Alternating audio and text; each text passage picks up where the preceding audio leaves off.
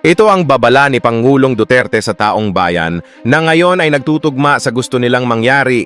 Aminado ako na isa ako sa mga bumoto kay BBM dahil sa kanyang ama. Pero sa lahat ng nakita kong presidente kay Duterte ko lang naramdaman ang pagbabago sa ating bansa. Pero simula nang maupo ang isang Marcos na inakala kong mas aangat pa ang ating bansa, pero hindi ganito ang nangyari. Lahat ng mga proyektong ipinagawa ni Duterte ay hindi itinuloy, bumagsak ang bansa dahil sa korupsyon. Mas dumami ang mga korap na politiko, lubog sa malaking utang ang bansa, mga bilihin na patuloy na tumataas, at mabagal ang pag-aksyon sa problema ng bansa na lalong naghihirap ang bansa sa kamay ng mga politikong ito sa kanilang pagpapatakbo. Tapos ito pa ang gusto nilang mangyari, ang pahabain ng termino ng mga politikong salot ng bayan, na hindi na dapat tayong pumayag sa mga naiisip nilang plano.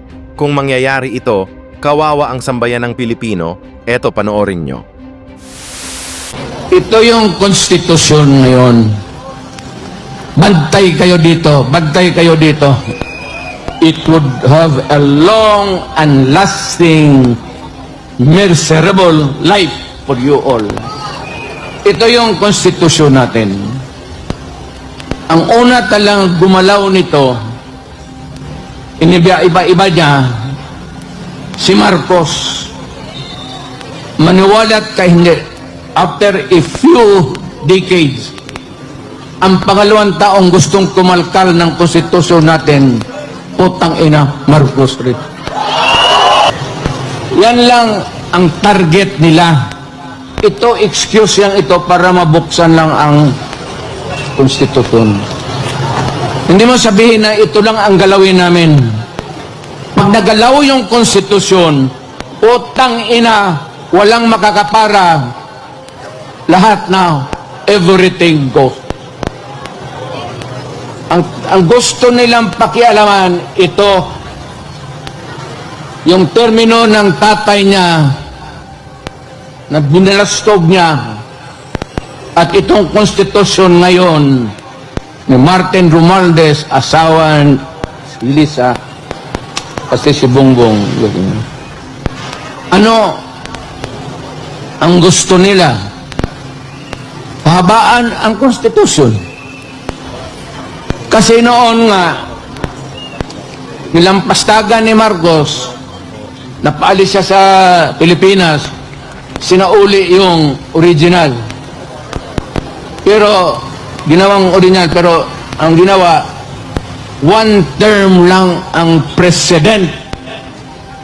6 years, walang re-election. Kagaya sa akin. Yung konstitusyon na inabot under which Marcos was elected, ganon rin. One term, 6 years. Ito, excuses na lang ito. Kagaya nito ni Marcos rin sa tatay niya. Ang puntarya talaga nila, ito, dito, ito. Yung term extension. Noon po. So, kung may galawin man ang konstitusyon, isa lang. Pahabain lang talaga ni Marcos kung anong ginawa ng tatay niya, gagawin niya. Eh ako, na-elected ako under this constitution. It says that I served 6 years. Then after that, I go out. Umalis ako. Pero itong mga tao talaga, Marcos doon, unang panahon Marcos dito, basta panahon ng Marcos, putang ina, napakialaman talaga yung konstitusyon, pinapahaba yung trabaho. Huwag kayong pumayag na ganon. Kababuyan yan.